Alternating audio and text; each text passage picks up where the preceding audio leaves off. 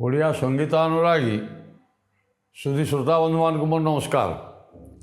ବନ୍ଧୁଗଣ, ଆଜି ମୁଁ ଆଉଥରେ ଆପଣମାନଙ୍କୁ ସେଇ ନୟାଗଡ଼ ଜିଲ୍ଲାର ଇଟାମାଟି ଗ୍ରାମରେ ତାଙ୍କର କାର୍ଯ୍ୟ ଏବଂ ବିନାୟକ ସିଂ ମାନ୍ଧାତାଙ୍କ ରାଜସଭାରେ ତାଙ୍କର କଳା, ନୈପୁଣ୍ୟ, କାବ୍ୟ, କବିତ୍ୱ, ପ୍ରତିଭା ପ୍ରଦର୍ଶନ ଏବଂ ବିଶେଷ କରି ତାଙ୍କର ଚୌପଦୀ, ବ୍ୟଙ୍ଗ, ସମାଜ ସଂସ୍କାରକ ଅନେକ ଗୁଡ଼ିଏ ଶତାଧିକ ଚୌପଦୀ ଏବଂ ଶ୍ରେଷ୍ଠ କୃତି ରାଘବ ବିଳାସ ଓ ପ୍ରବନ୍ଧ ପୂର୍ଣ୍ଣଚନ୍ଦ୍ର ସମ୍ପର୍କରେ ଆପଣମାନେ କିଛି ନା କିଛି ଅବଗତ ହେଇଛନ୍ତି। ଆମେ ଆସନ୍ତୁ ବର୍ତ୍ତମାନ ଆଉ ତଦ୍ବିଷୟରେ ମୁଁ ଯଦୁମଣିଙ୍କର କୃତି ସମ୍ପର୍କରେ ଆଲୋଚନା ନ କରିକିରି ଆଜି ତାଙ୍କର ଗୋଟିଏ କବିତା ଆମେ ଆଲୋଚନା କରିବା। ଆପଣମାନେ ବି ସେ କବିତା ସେଉଠି ଲୋକପ୍ରିୟ କବିତା, ବିଶେଷତଃ ବୈଠକୀ ଆସରରେ ଏବଂ ସଂକୀର୍ତ୍ତନରେ, ପାଲାରେ କହନ୍ତୁ ଯେଉଁଥିରେ ହେଉ ଏ କବିତାଟି ପ୍ରସିଦ୍ଧି ଲାଭ କରିଛି। ଯେଉଁ ଚକା ନୟନକୁ ପତିତ କେହି, ଏଇ ଯେଉଁ ଗୀତଟି ସେଇଠି ଆଜି ଆଲୋଚନା କରିବା। କେହି ଯଦୁମଣି ଯେତେବେଳେ ଆଜ୍ଞା ପୁରୀରେ ଅବସ୍ଥାନ କରୁଥିଲେ, କିଛି ଦିନ ପୁରୀରେ ଅବସ୍ଥାନ କରୁଥିଲେ, ସେହି ସମୟରେ ତାଙ୍କର ବନ୍ଧୁତ୍ୱ ହୋଇଯାଇଥିଲା ଚନ୍ଦନ ହଜୁରୀ ବା ଚାଖି ଖୁଣ୍ଡିଆ, ଯାହାକୁ ଆପଣମାନେ କହନ୍ତି ଚାଖି ଖୁଣ୍ଡିଆ, ଚନ୍ଦନ ହଜୁରୀ। ତାଙ୍କର ମଧ୍ୟ କିଛି କାବ୍ୟ କବିତା ସବୁ ସଙ୍ଗୀତର ଅଛି, ପରେ ଆଲୋଚନା କରିବା। ଚନ୍ଦନ ହଜୁରୀଙ୍କ ଏଇ ବନ୍ଧୁ ହିସାବରେ ଏଇ ଚକା ନୟନକୁ ପତିତ କେହି କବିତାଟି ସେ ତାଙ୍କ ନାଁରେ ଭଣତି କରିଥିଲେ ଏବଂ ତଥାପି କେହି କହନ୍ତି ନାହିଁ ଏଇ କବିତା ଚନ୍ଦନ ହଜୁରୀଙ୍କର। ମୁଁ ସେ ଭିତରକୁ ଦ୍ୱନ୍ଦ୍ୱ ଭିତରକୁ ଆପଣଙ୍କୁ ନ ନେଇକରି, ଯେହେତୁ ବନ୍ଧୁ ହିସାବରେ ତାଙ୍କର ଅତୁଟ ସମ୍ବନ୍ଧ ହୋଇଯାଇଥିଲା ପୁରୀରେ, ଏ କବିତାଟି ଭଣତି କରିଛନ୍ତି ବୋଲି ସମସ୍ତ ସମାଲୋଚକ ସମସ୍ୱରରେ ସମସ୍ତ ସମାଲୋଚକ କହିଛନ୍ତି।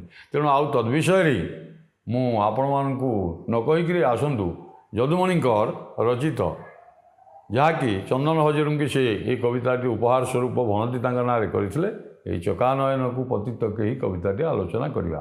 ଚକା ନୟନକୁ ପତିତ କେହି ଡକାଇ ଖର ନିଶ୍ୱାସ ପକାଇ। ଚକା ନୟନକୁ ପତିତ କେହି ଡକାଇ ଖର ନିଶ୍ୱାସ ପକାଇ। ଡକା ପକାଇ ଗରୁଡ଼ ପଛରେ ବକାରି ମୋ ଆର୍ତ୍ତ ଶୁଣ ସତରେ। ଡକା ବାଜୁଛି ମହିମା ହେ, ଡକା ବାଜୁଛି ମହିମା। ଠକାର କରି କର୍ଣ୍ଣେ ଗିରନ ଶୁଣ, କାହିଁକି ବିଚିତ୍ର କର୍ମା ହେ। ଡକା ବାଜୁଛି ମହିମା।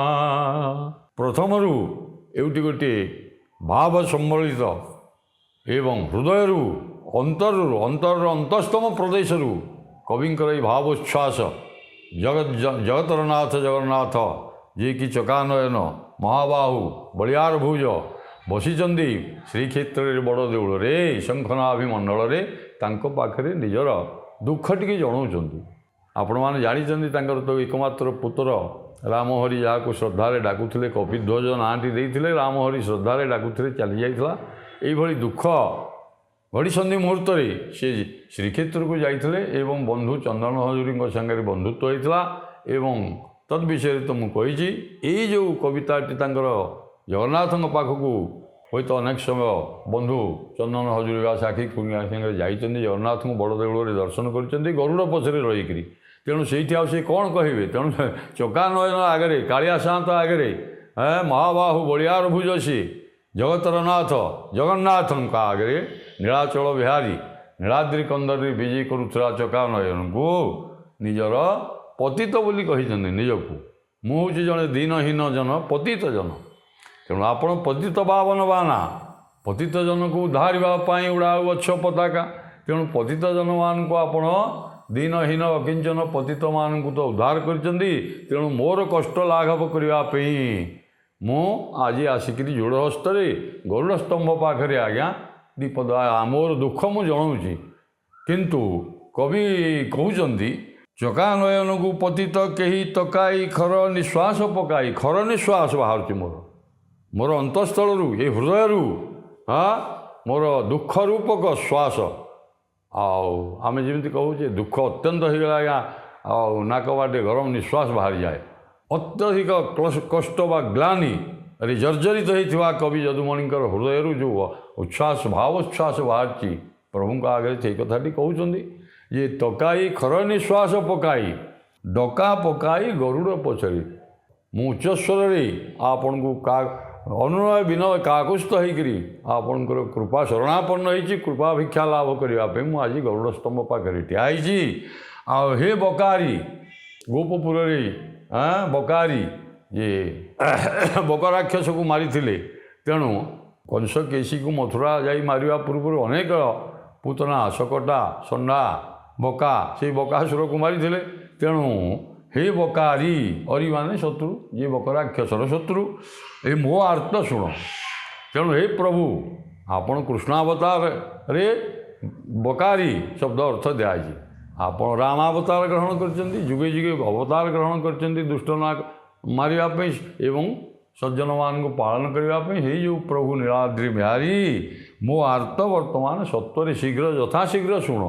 ଅଥଚ ଏଇ କଥା କହିଲେ ମଧ୍ୟ ମୁଁ ବାରମ୍ବାର ଆସି ଗରୁଡ଼ ପଛରେ ଠିଆ ହେଇକିରି ଅନୁନୟ ବିନୟ ହେଇକିରି ମୁଁ ଆସିକିରି ଯୋଡ଼ହସ୍ତ ହେଇକିରି କୃତାଞ୍ଜଳି ପୁଟରେ ଆପଣଙ୍କର କୃପା ଭିକ୍ଷା ଲାଭ କରିବା ପାଇଁ ମୋର ପ୍ରବଳ ଇଚ୍ଛା ହେଉଛି ଯେ ଆପଣ ଟିକେ ଦୟା କରିବେ, ମୋର ଦୁଃଖ କେମିତି ଦୂର ହେଇଯିବ। ଅଥଚ ବକାରୀ ମୋ ଆର୍ତ୍ତ ଶୁଣ ସତ୍ୱରେ ଢକା ବାଜୁଛି ମହିମା। ଆପଣ ଆର୍ତ୍ତ ଲୋକର ବା ଦୁଃଖକୁ ଦୂର କରନ୍ତି ବୋଲି ଢକା ବାଜୁଛି, ବାଜା ବାଜୁଛି ଚାରିଆଡ଼େ। ଜଗତରେ ବାଜା ବାଜୁଛି ଯେ ଇଏ ନୀଳାଦ୍ରି ବିହାରୀ କେବଳ ସମସ୍ତ ପତିତମାନଙ୍କର ଦୁଃଖ, ଦୀନହୀନ ଲୋକମାନଙ୍କର ଦୁଃଖକୁ ଦୂର କରିବେ, ଇଏ ହେଉଛନ୍ତି ଆର୍ତ୍ତତ୍ରାଣ। ଅଥଚ ଠକାର କରି କର୍ଣ୍ଣେ ନ ଶୁଣ। ଠକାର ବୋଲି ଶବ୍ଦ ଦେଲେ, ଠକାର ମାନେ ଶୂନ୍ୟ, ଠ ଅର୍ଥାତ୍ ଠ ମାନେ ଶୂନ୍ୟ। ତେଣୁ ମୁଁ ଯେତେ ଡାକୁଛି ଆପଣ ମୋ କଥାଟା ଶୁଣୁ, କାରଣ ମୋଟେ କର୍ଣ୍ଣପାତ କରୁନାହାନ୍ତି। ଶୁଣୁ ମୋ ପାଇଁ, ରେଜଲ୍ଟ ହେଉଛି ମୋର ଶୁଣୁ, ଅର୍ଥାତ୍ ଆପଣ ମୋଟେ ଦୟାର୍ଦ୍ଦ ଚିତ୍ତ ହେଉନାହାନ୍ତି ମୋ ପ୍ରତି, ବା ମୋ ପ୍ରତି କରୁଣା ବର୍ଷା ଟିକେ, କରୁଣା ବାରି ଟିକେ ଦେଉନାହାନ୍ତି। ଏଠି ସେ ଠକାର ଶବ୍ଦ ବସେଇଛନ୍ତି। ଆରେ ଅନୁସରଣ କରି ଆପଣଙ୍କୁ ମୋର କାଳ ପଳେଇଗଲାଣି। ଏଠି କବି ଯଦୁମଣି କହୁଛନ୍ତି ଠକାର କରି କର୍ଣ୍ଣେ ଗିର ନ ଶୁଣ, ଅର୍ଥାତ୍ ମୋ ପାଇଁ ମୋ ପାଇଁ ଫଳ ହେଉଛି, ପରିଣାମ ହେଉଛି ଶୁଣୁ। ମୁଁ ଯେତିକି ଡାକୁଛି ଉଚ୍ଚସ୍ୱରରେ ଚିତ୍କାର କରି ଡାକୁଛି, ଅନୁନୟ ବିନୟ କରି ଡାକୁଛି, ତଥାପି ଗରୁଡ଼ ସ୍ତମ୍ଭ ପାଖରେ ମୁଁ ନୀତି ଆସିକିରି ଦେଖା ପ୍ରଭୁଙ୍କ ଦର୍ଶନ କରୁଛି ଏବଂ କହୁଛି, ଅଥଚ ମୋ ପାଇଁ ଆପଣ କିଛି ଟିକିଏ ମାତ୍ର କରୁଣା କରୁନାହାନ୍ତି। ଏଣୁ କାହିଁକି ଏଇ କଥା ମୁଁ ବାରମ୍ବାର ମୋ ମନକୁ ପଚାରେ ଯେ କାହିଁକି ମୋର କ'ଣ ଦୋଷ? ହେ ପ୍ରଭୁ, ହେ ନୀଳାଦ୍ରି ବିହାରୀ ଚକା ନୟନ, ଆଉ ମୋର ଦୁଃଖ ଟିକେ ଶୁଣିବା ହେଉ। ଠକାର କରି କର୍ଣ୍ଣେ ଗିର ନ ଶୁଣ, କାହିଁକି ବିଚିତ୍ର କର୍ମା। ହେ ବିଚିତ୍ର କର୍ମା, ଆପଣ ପୁରୀ ବା ଶ୍ରୀକ୍ଷେତ୍ରରେ ଶଙ୍ଖନାଭି ମଣ୍ଡଳରେ ଆପଣଙ୍କର ବିଚିତ୍ର ଲୀଳା ଦେଖାଉଛନ୍ତି। ଭକ୍ତମଣ୍ଡଳରେ ଆସିକିରି ଦାରୁ ବ୍ରହ୍ମ ରୂପରେ କେତେ ଲୀଳା ଚାଲିଛି। ଅଥଚ ତେଣୁ ଆପଣ ହେଉଛନ୍ତି ଜଣେ ବିଚିତ୍ର କର୍ମା। ଏଇ ସାମାନ୍ୟ କଥା ଟିକେ ମୋର ଶୁଣିପାରୁନାହାନ୍ତି ବା ଶୁଣିବା ପାଇଁ କର୍ଣ୍ଣପାତ ବି କରୁନାହାନ୍ତି। ପୁଣି କବି କହୁଛନ୍ତି କରି ହରିଣୀ ଦ୍ରୌପଦୀ ବିପତ୍ତି, କରି ହରିଣୀ ଦ୍ରୌପଦୀ ବିପତ୍ତି, ହରିହାରିଛ ପରା ଦେଇ ଶ୍ରୁତି, ଦରିଦ୍ର ସୁଦାମାକୁ କୋଟି ନିଧି, ପରିପୂର୍ଣ୍ଣ ଦେଲ କୃପା ବାରିଧି, ହେ ହରିଜା ମହିମା ଚିତେ, ହରିଜା ମହିମା ଚିତେ। ସରି ମୁଁ ଯାଉଛି ହରି ଆଉ ଥରେ ସରିତ ଯାଉଛି, ହରି ଆଉ ଥରେ ନ ଚାହିଁଲ କୃପା ନେତ୍ରେ,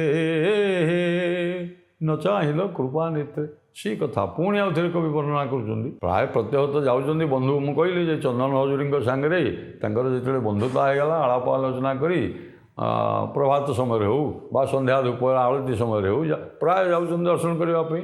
ଏବଂ ପୁଣି କବି ଦ୍ୱିତୀୟ ପଦରେ ପୁଣି କହୁଛନ୍ତି, ଆଜ୍ଞା କରି ହରିଣୀ ଦ୍ରୌପଦୀ ବିପତ୍ତି। କରି ଯେ ହସ୍ତି, ହରିଣୀ ମୃଗୁଣୀ।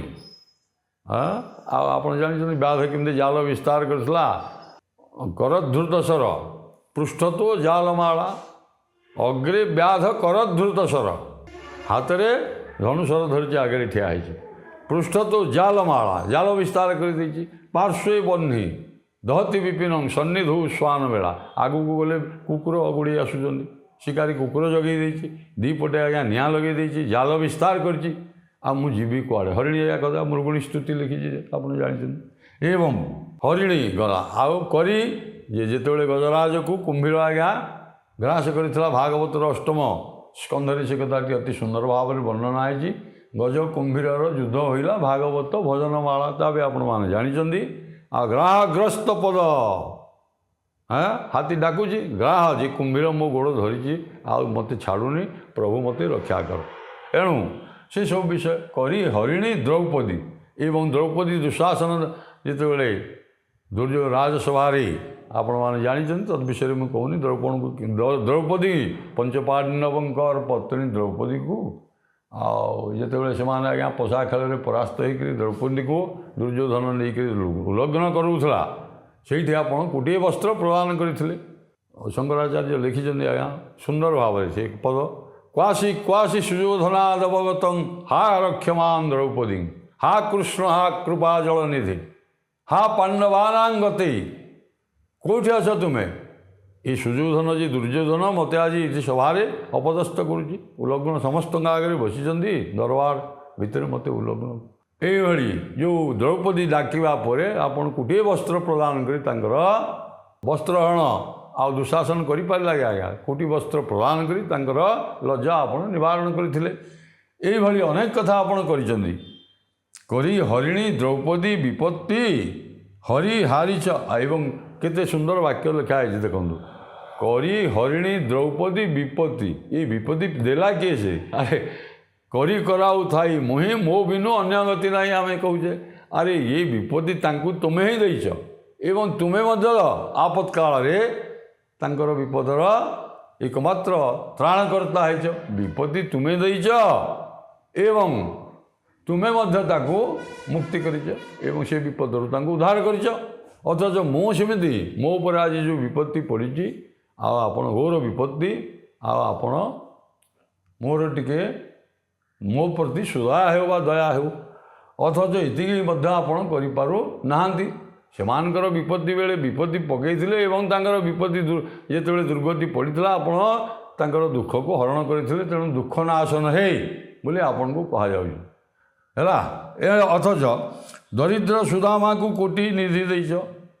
ଦରିଦ୍ର ସୁଦାମା ଯେତେବେଳେ ଯାଇ ଦ୍ୱାରକାରେ ପହଞ୍ଚିଛି, ଯାଇକି ତାଙ୍କ ସ୍ତ୍ରୀ କହିଥିଲେ, ଆଚ୍ଛା ଆପଣଙ୍କର ତ ସେ ତମର ତ ସେ ସଖା ବନ୍ଧୁ କହୁଛ ବାଲ୍ୟକାଳର, ଯାଇକିଛି ଆମେ ଏତେ ଦାରିଦ୍ର୍ୟ କଷାଘାତ ଭିତରେ ପିଲାମାନେ ଛଡ଼ୁଛନ୍ତି, ଖାଇବାକୁ ନାହିଁ ପିଇବାକୁ ନାହିଁ କିଛି ନାହିଁ, କିଛି ଆଣିବ ଯାଇଥିଲେ। କିନ୍ତୁ ଆଜ୍ଞା ଭଗବାନ ଯେତେବେଳେ ଦ୍ୱାରକାରେ କୃଷ୍ଣଙ୍କୁ ଦେଖିଦେଇଛନ୍ତି, ଆଉ ପଦେ ତାଙ୍କର ସୁଦାମାଙ୍କର ମୁଖରୁ ସ୍ଫୁରିଲାନି ଯେ ମୁଁ ସ୍ତ୍ରୀ ପଠେଇଛି ମୋ ପାଖକୁ, ମୁଁ ଆସିଛି କିଛି ନା। ଆରେ ପ୍ରଭୁ ସେ ସମସ୍ତଙ୍କର ଦୁଃଖ ହରଣ କରନ୍ତି ଯେତେବେଳେ, ସେ କ'ଣ ଜାଣିବେନି କି? ମନରେ ଭାବନା ହୁଏତ ଥିବ, କିନ୍ତୁ ତଥାପି ସେ ପଦେ ହେଲେ ତାଙ୍କୁ ମାଗିନାହାନ୍ତି। ବାରମ୍ବାର କୃଷ୍ଣ କହିଛନ୍ତି, ଆଉ କ'ଣ ସଖା କୁଆଡ଼େ ଆସିଲ, କ'ଣ କାହିଁ କୁଆଡ଼େ ଆସିଥିବ, କେମିତି ଉଦ୍ଦେଶ୍ୟ କ'ଣ? କିଛି ନାହିଁ। ନା ନାଇଁ ମୁଁ ଟିକେ ଦେଖା କରିବା ପାଇଁ ଆସିବି। ଅଥଚ ଦେଖିଲା ବେଳକୁ ତାଙ୍କୁ କୋଟି ନିଧି ଦେଇଦେଇଛ। ଏଣୁ ହରି ହାରିଛ ପରା ଡେରି ଶ୍ରୁତି ଦରିଦ୍ର ସୁଦାମାକୁ କୋଟି ନିଧି ପରିପୂର୍ଣ୍ଣ ଦେଲ। ତା ଘର ପରିପୂର୍ଣ୍ଣ କରିଦେଲ। ତା ଘର ଶୂନ୍ୟ ଥିଲା, ତାକୁ ଧନ ଧାନ୍ୟ ଇତ୍ୟାଦିରେ ପରିପୂର୍ଣ୍ଣ କରିଦେଇଥିଲ। ଏଇଭଳି ଆପଣଙ୍କର ବଦାନ୍ୟତା। ଅଥଚ ମୋ ପ୍ରତି କାଣି ଚାହିଁବା କଣ ବିତରଣ କଲି ମୁଁ କହିଲି କଣି କାଏ ମଧ୍ୟ କୃପା ହେଉନି। ଆଉ ପ୍ରଭୁ ଏତିକି ମୋର ଡାକରା ବା ମୁଁ ଗରୁଡ଼ ପଛରେ ଆସିକରି କହୁଛି ଟିକିଏ ମୋର ଦୁଃଖ ହରଣ କରନ୍ତୁ। ମୋ ଉପରେ ଯେଉଁ ଦୁଃଖ ଆଜି ପଡ଼ିଛି ବା ବିପତ୍ତି ତାକୁ ଆପଣ ଟିକେ ସେ ବିପଦକୁ ଦୂର କରିବା ହେଉ। କବି ପୁଣି କହୁଛନ୍ତି ହରିଯା ମହିମା ଚିତ୍ତେ ସରିତ ଯାଉ ଯାରେ ହରି ସମସ୍ତେ ଆପଣଙ୍କର ମହିମା ଜଗତ ସାରା ବିଖ୍ୟାତ ହେଇଛି। କୋଟି କହିପାରିଲା ନାଥ ଯେ ଜଗନ୍ନାଥ ଜଗତର ନାଥ ଯିଏ ନୀଳାଚଳ ବିହାରୀ ବା କମ୍ବୁକ୍ଷେତ୍ର ଶଙ୍ଖନାଭିମଣ୍ଡଳରେ ବସିଛନ୍ତି। ଧର୍ମ ଅର୍ଥ କାମ ମୁଖ୍ୟ ଚାରି ହାତରେ ବାଣ୍ଟୁଛନ୍ତି। ଅଥଚ ସିଏ ମୁଁ ଏତେ ଡାକିଲେ ମଧ୍ୟ ମୋ କଥାଟି ଶୁଣି ନାହିଁ। ସରି ତ ମୁଁ ଯାଉଛି। ମୋର ଏତେ ଦୁର୍ଦ୍ଦଶା ବା ଏତେ ଦାରିଦ୍ର୍ୟ କଷାଘାତ ଭିତରେ ମୁଁ ରହିଛି ଏବଂ ଦୁଃଖ ଆଉ ଗ୍ଲାନି ଭିତରେ ପ୍ରପୀଡ଼ିତ ହେଉଛି। ମୋତେ ଟିକିଏ ଏଇଥିରୁ ଜଞ୍ଜାଳରୁ ବା ଏଇଥିରୁ ଦୁଃଖରୁ ଟିକିଏ ମୋର ଦୁଃଖ ଆପଣ ଦୂର କରନ୍ତୁ। ଅଥଚ ଆପଣ କୃପା ନେତ୍ରରେ ଟିକିଏ ମଧ୍ୟ ଚାହୁଁନାହାନ୍ତି। ଠକାର କରି ନାହିଁ ଗିର ନ ଶୁଣ ସେଇ କଥା କବି କହୁଛନ୍ତି। କିଛି ବି ମୋ ଦୁଃଖ ଶୁଣିବା ହେଉନି। କ'ଣ ମୁଁ କ'ଣ ଦୋଷ କଲି? ଆଚ୍ଛା ପୁଣି କବି କହୁଛନ୍ତି ଆଜାନୁବାହୁ ମୁଁ ପତିତ ଜଣେ ଅଜାମିଳୁ ବଳି ସହସ୍ର ଗୁଣେ ଲଜ୍ଜା ହରି ନ ତାରିଲେ ନିକର ଧ୍ୱଜା ଚକ୍ରରୁ ବହନ ଉତ୍ତାର ହେ ଧ୍ୱଜା ଚକ୍ରରୁ ବହନ ଉତ୍ତାର ହେ ମଜ୍ଜାରେ ମୁଁ ଏହା ଭାବେ ମଜ୍ଜାରେ ମୁଁ ଏହା ଭାବେ ବଜାଇ ଜୟ ଆର୍ତ୍ତତ୍ରାଣ ଡିଣ୍ଡିମ ହଜାଇ ଦେଉଛି ଏବେ ମଜ୍ଜାରେ ମୁଁ ଏହା ଭାବେ। ହେ ପ୍ରଭୁ ହେ ମହାବାହୁ ହେ ବଳିଆର ଭୁଜ ହେ ନୀଳାଦ୍ରି ବିହାରୀ ହେ ନୀଳାଚଳ ବିହାରୀ ହେ କାଳିଆ ସାନ୍ତ ହେ ବଡ଼ ଠାକୁର ଆପଣ ଧ୍ୱଜା ଆଜାନୁବାହୁ ମୁଁ ପତିତ ଜଣେ। ହେ ଆଜାନୁବାହୁ ଜାନୁ ପର୍ଯ୍ୟନ୍ତ ଯାହାର ଆରେ ଆମେ ତ ଦେଖୁଛେ ବସିଛନ୍ତି ହାତ ନାହିଁ ପାଦ ନାହିଁ କିଛି ନାହିଁ ନାହିଁ କି ଜଗନ୍ନାଥ ଯେଉଁ ଦାରୁ ବ୍ରହ୍ମରେ ରୂପରେ ବସିଛନ୍ତି ଆଜ୍ଞା ଅପାଣି ପାଦ ନାହିଁ କି ହାତ ନାହିଁ।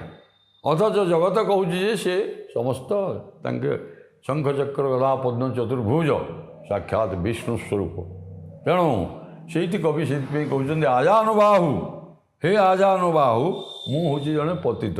ଚକାନୟନକୁ ପତିତ କେହି ବୋଲି କହିଛନ୍ତି। କେହି ଜଣେ ପତିତ ଡାକୁଛି ମୁଁ ନ କହିକିରି କେହି ଜଣେ ବୋଲି କହିଛନ୍ତି। ଏଠି ସେଇ କଥା କହୁଛନ୍ତି ହେ ଆଜାନୁବାହୁ ଆଉ ଆପଣ ବାହୁ ବିସ୍ତାର କରି ବସିଛନ୍ତି କ'ଣ ପାଇଁ ନା ସମସ୍ତଙ୍କର କଲ୍ୟାଣ ମଙ୍ଗଳ କାମନା କରିବେ ଦୁଃଖ ଦୂର କରିବା ପାଇଁ। ଏଣୁ ମୁଁ ମଧ୍ୟ ଜଣେ ପତିତ ଅଜାମିଳୁ ଭଳି ସହସ୍ର ଗୁଣେ। ଅଜାମିଳ ଭାଗବତରେ ଲେଖା ହେଇଛି ଅଜାମିଳ ଉପାଖ୍ୟାନ ଆପଣ ଦରିଦ୍ର ବ୍ରାହ୍ମଣ କେମିତି ଭ୍ରଷ୍ଟ ହୋଇଯାଇଥିଲା ଏବଂ ଗଣିକା ବା ବେଶ୍ୟାସକ୍ତ ଥିଲା ଇତ୍ୟାଦି। ତାପରେ କେମିତି ସିଏ ଶେଷରେ ତାର ପୁଅର ନାଁଟି ଖାଲି ନାରାୟଣ ଦେଇଥିଲା ବୋଲି ଆଜ୍ଞା ଭାଗବତରେ ଏ କଥା ଶ୍ରୀମଦ୍ ଭାଗବତରେ ବିସ୍ତାରିତ ଭାବରେ ବର୍ଣ୍ଣନା ହେଇଛି। ଆଉ ଶେଷ ସମୟରେ ସେ କ'ଣ ନା ପଦେ ଖାଲି ଆପଣଙ୍କୁ ନାରାୟଣ ବୋଲି ତା ପୁଅକୁ ଡାକୁଥିଲା ଆପଣଙ୍କୁ ମଧ୍ୟ ଡାକିନି। ସିଏ ଆପଣଙ୍କୁ ସ୍ମରଣ କରୁନି ତା ପୁଅ ନାରାୟଣ ନାରାୟଣ ବୋଲି ଡାକୁଥିଲା।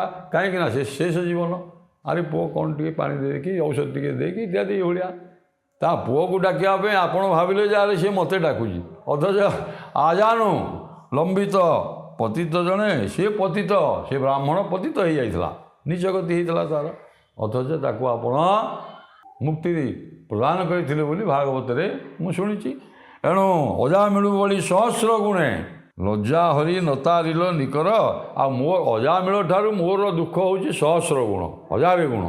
ଅଥଚ ହରି ଆପଣ ଟିକିଏ କର୍ଣ୍ଣପାତ କରିଥିଲେ ମଧ୍ୟ ମୋର ଦୁଃଖ ଦୂର ହେଇଯାଇଥାନ୍ତା। ଧ୍ୱଜା ଚକ୍ରରୁ ବହନ ଉତ୍ତାର।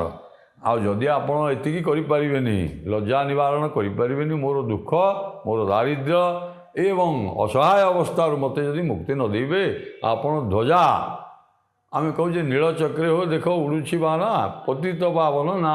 ଆଉ ତାହେଲେ ପତିତ ମୁଁ ତ ଜଣେ ପତିତ ଅଜାମିଳ ତ ପତିତ ଥିଲା ନିଜ ଗତି ହେଇଥିଲା ସେ ଆପଣ ତାକୁ ତ ମୁକ୍ତି ପ୍ରଦାନ କଲେ।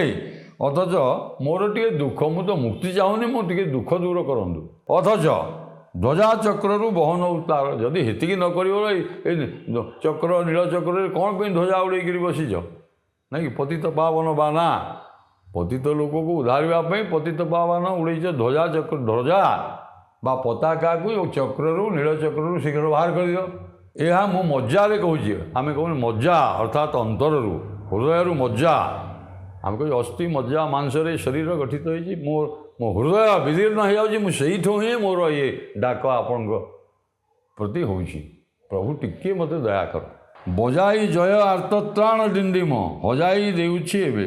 ହେଲେ ଆପଣ ଆର୍ତ୍ତତ୍ରାଣ ଡିଣ୍ଡିମ ବଜାଇକିରି ମୁଁ କହୁଛି ଯେ ପ୍ରଭୁ ଆପଣ ହେଉଛନ୍ତି ଆର୍ତ୍ତତ୍ରାଣ, ଦୁଃଖ ନାଶନ। କବି ବନମାଳୀ ଲେଖିଛନ୍ତି, ଦୁଃଖ ନାଶନ ହିଁ ସୁଖ ନ ପାଇଲି ଦିନେ, ବେଳୁ ବେଳ ଦୁଃଖ ପ୍ରବଳ ହେଉଛି ବିଜୁଳି ଯେସନେ ଘନେ। ଅନେକ କବିତା ଏଭଳି ଲେଖା ହେଇଛି। ଏଣୁ ଏ ଆର୍ତ୍ତତ୍ରାଣ ଡିଣ୍ଡିମ ବଜାଇକିରି ମୁଁ କହୁଛି ଯେ ଆପଣ ହେଉଛନ୍ତି ପ୍ରକୃତରେ ଜଣେ ଆର୍ତ୍ତତ୍ରାଣ, ଦୁଃଖ ନାଶନ, ଦୁଃଖକୁ ଦୂର କରନ୍ତି ପତିତ ଜନମାନଙ୍କର, ଦୁଃଖୀ ଲୋକମାନଙ୍କର। ଅଥଚ ଏଇ କଥା ମୁଁ ଏବେ ସମସ୍ତେ କହୁଛନ୍ତି, ମୁଁ ମଧ୍ୟ ମୋ ତ କଥା ଶୁଣୁନାହାନ୍ତି, ତଥାପି ମୁଁ କହୁଛି ଯେ ଆପଣ ହେଉଛନ୍ତି ଏକମାତ୍ର ଆର୍ତ୍ତ ତ୍ରାଣ, ଦୁଃଖ ହରଣ କରିପାରିବେ, ମୋର ଦୁଃଖକୁ ମୋଚନ କରିପାରିବେ। ଆଉ ହଜାଇ ଦେଉଛି ଏବେ, ମୁଁ ସେଥିରେ ହଜେଇ ଦେଉଛି ବୋଲି। ଆଉ ବାଜା ବଜେଇକିରି ଆର୍ତ୍ତତ୍ରାଣ ଡିଣ୍ଡିମ ବଜେଇକିରି ମୁଁ ସେଇଥିରେ ନିଜକୁ ହଜେଇ ଦେଉଛି। ପ୍ରଭୁ ଆଉ ମୋର କିଛି ଆଶା ନାହିଁ, ମୋର ଆପଣ ଡାକ ଟିକେ ମୋର ଶୁଣନ୍ତୁ। ଆଉ କବି ଶେଷରେ ଆଉ ସବୁ ପଦ ତ ଆଜ୍ଞା କହିହେବନି, ସମୟ ଅଭାବରୁ ମୁଁ ଏଇ ଉପସଂହାର ପଦଟି ଆପଣମାନଙ୍କ ଆଗରେ କହିକିରି କବିତାର ଆପଣମାନଙ୍କ ହୃଦୟକୁ ଛୁଇଁବ ବୋଲି ମୁଁ ଆଶା କରୁଛି। ମନ୍ଦର ଧର ନୀଳଗିରିବାସୀ, କନ୍ଦରବାସୀ ପ୍ରାୟ ଅଛ ବସି, 15 ନେତ୍ର ଧାତା ପୁରନ୍ଦର, ବନ୍ଦନ କରନ୍ତି ଯେଉଁ ପୟର ହେ, ଛନ୍ଦ ଛାଡ଼ ଦେବରାୟ ହେ, ଛନ୍ଦ ଛାଡ଼ ଦେବରାଜେ। ନନ୍ଦନନ୍ଦନ ଶ୍ରୀ ଚରଣାର ବିନ୍ଦେ, ଚନ୍ଦନ ହଜୁରୀ ଭଜେ, ଛନ୍ଦ ଛାଡ଼ ଦେବରାଜ। ଅତି ସୁନ୍ଦର ପଦ ଆଜ୍ଞା, ଭାବ ଲାଳିତ୍ୟ ଭାବୋଚ୍ଛ୍ୱାସ ହୃଦୟରୁ ବାହାରୁଛି ନା ଏଗୁଡ଼ିକ ପ୍ରଭୁଙ୍କ ଆଗରେ। ଆଉ 33 କୋଟି ଦେବତାଙ୍କର ମଉଡ଼ମଣି ନୀଳାଚଳନାଥ ଜଗନ୍ନାଥ ଯିଏ ବଡ଼ ଦେଉଳରେ ବସିଛନ୍ତି, ସେଥିପାଇଁ କହୁଛନ୍ତି ଯେ ପ୍ରଭୁ ଯଦୁମଣି। ପୁଣି କହୁଛନ୍ତି ଆଜ୍ଞା, ମନ୍ଦରଧର ହେ ନୀଳଗିରିବାସୀ, ହେ ନୀଳକନ୍ଦର ନିବାସୀ, ହେ ନୀଳାଦ୍ରି ବିହାରୀ ଆଉ ନୀଳଶୈଳ ବିହାରୀ, ମନ୍ଦରଧର। ଆପଣ ମନ୍ଦର ପର୍ବତକୁ ଧାରଣ କରିଥିଲେ। ଏଇଭଳି ଯେଉଁ ପ୍ରଭୁ ଜଗନ୍ନାଥ, ଆଉ କନ୍ଦରାବାସୀ ପ୍ରାୟ ଅଛ ବସି।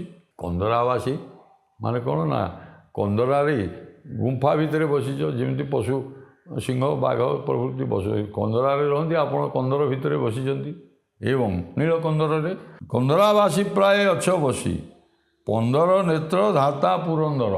ଯିଏ ମନ୍ଦର ପର୍ବତକୁ ଧାରଣ କରିଥିଲେ, କୁର୍ମ ଅବତାରରେ ଆପଣମାନେ ଜାଣିଛନ୍ତି, ପୃଷ୍ଠରେ ଧାରଣ କରିଥିଲେ, ସମୁଦ୍ର ମନ୍ଥନ ହେଉଥିଲା, ଏବଂ ଗୋବର୍ଦ୍ଧନ ଗିରିକି ମଧ୍ୟ ହାତରେ ଧାରଣ କରିଥିଲ। ଏଇଭଳି ଯେଉଁ ପ୍ରଭୁ ଆପଣ 15 ନେତ୍ର ଧାତା ପୁରନ୍ଦର, 15 ନେତ୍ର ଶିବ ଆଜ୍ଞା, ତାଙ୍କର ପଞ୍ଚବକ୍ତ୍ର, ତାଙ୍କର 5ଟି ବକ୍ତ୍ର ବା 5, ପ୍ରତି ମୁହଁରେ ହେଉଛି 3-3ଟା, ମୁଖରେ ତାଙ୍କର ଆଖି। ତେଣୁ ଶିବ ଏବଂ ଧାତା, ଧାତା ହେଉଛନ୍ତି ବ୍ରହ୍ମା, ତାଙ୍କର 8ଟି ଆଖି, ଏବଂ ପୁରନ୍ଦର ସହସ୍ର ଆଖି ଇନ୍ଦ୍ର। ଏଇଭଳି ଯେଉଁମାନେ 15 ନେତ୍ର ଧାତା ପୁରନ୍ଦର, ଇନ୍ଦ୍ରକୁ ଗୌତମଙ୍କ ଅଭିଶାପରୁ ଆପଣ ଜାଣିଥିଲେ, ତାଙ୍କୁ ଅଭିଶାପ ହୋଇକି ସହସ୍ର ଆଖି ବି ତାଙ୍କୁ ଦେଇଥିଲେ। ବନ୍ଦନ କରନ୍ତି ଇନ୍ଦ୍ର ଏବଂ ଅନନ୍ତନାଗ ଏବଂ ଧାତା ଚତୁର୍ମୁଖ ବ୍ରହ୍ମା, ଯାହାର 8ଟି ଆଖି ଏବଂ 15 ନେତ୍ର ଶିବ, ଯାହାକୁ ଧ୍ୟାନସ୍ଥ ହେଇକରି ସମସ୍ତେ ଆଜ୍ଞା ଦେଖନ୍ତି, ସବୁବେଳେ ବସିଛନ୍ତି। ଏବଂ ପାଇପାରୁନାହାନ୍ତି, ସବୁବେଳେ ବସିଛନ୍ତି, ଅଥଚ 15 ନେତ୍ର ଧାତା ପୁରନ୍ଦର ବନ୍ଦନ କରନ୍ତି। 15 ନେତ୍ର ଧାତା ପୁରନ୍ଦର ସୃଷ୍ଟିକର୍ତ୍ତା ବ୍ରହ୍ମା ଇତ୍ୟାଦି ଆପଣଙ୍କର ପାଦ ପଦ୍ମକୁ ସବୁବେଳେ ବନ୍ଦନା କରୁଛନ୍ତି। ଏଇଭଳି ଯେଉଁ ପ୍ରଭୁ ଛନ୍ଦ ଛାଡ଼, ମୋ ପ୍ରତି କାହିଁ କପଟ କରିଛ? ଜଗତର ନାଥ ହେଇକରି ପତିତ ପାବନ ବାନା ଉଡ଼ଉଛ ଇତ୍ୟାଦି ଇତ୍ୟାଦି, ଅଥଚ ମୋତେ ଦୁଃଖ ଦୂର କରିବା ପାଇଁ ବସିଛ, ପତିତ ପାବନ ଉଡ଼ଉଛ, ଅଥଚ ଛନ୍ଦ ଛାଡ଼। ସେଥିପାଇଁ କବି କହୁଛନ୍ତି, ହେ ଦେବରାଜ, ଦେବଶ୍ରେଷ୍ଠ ଦେବାଧିଦେବ ପ୍ରଭୁ ଜଗନ୍ନାଥ, କୁନ୍ଦରାବାସୀ ପ୍ରାୟ ବସିଛ, ପ୍ରଭୁ ମୁଁ ଯୋଡ଼ହସ୍ତ ହେଇକି କୃତାଞ୍ଜଳି ପୁଟରେ ଆପଣଙ୍କୁ ଦୁଃଖ ମୋର କହୁଛି, ଆପଣ କପଟତା ଟିକେ ପରିହାର କରନ୍ତୁ, ମୋ ପ୍ରତି ଟିକେ ସଦୟ ହୃଦୟ ହୁଅନ୍ତୁ। ଏବଂ ନନ୍ଦନନ୍ଦନ ଶ୍ରୀ ଚରଣାର ବିନ୍ଦେ, ନନ୍ଦନନ୍ଦନ ଯିଏ ନନ୍ଦଙ୍କର ପୁତ୍ର ଗୋପପୁରରେ ଜନ୍ମ ହୋଇଥିଲେ, ଏବଂ ନନ୍ଦନନ୍ଦନ ଶ୍ରୀ ଚରଣାର ବିନ୍ଦେ, ଏଇଭଳି ଯେଉଁ ନନ୍ଦନନ୍ଦନ ବା ନନ୍ଦରାଜା ଯଶୋଦାଙ୍କର ପୁତ୍ର ଗୋପରେ ଆପଣ ଭାଗବତରେ ଲେଖା ହେଇଛି କେମିତି ଜନ୍ମ ହୋଇଥିଲେ, କ'ଣ କଲେ ଇତ୍ୟାଦି।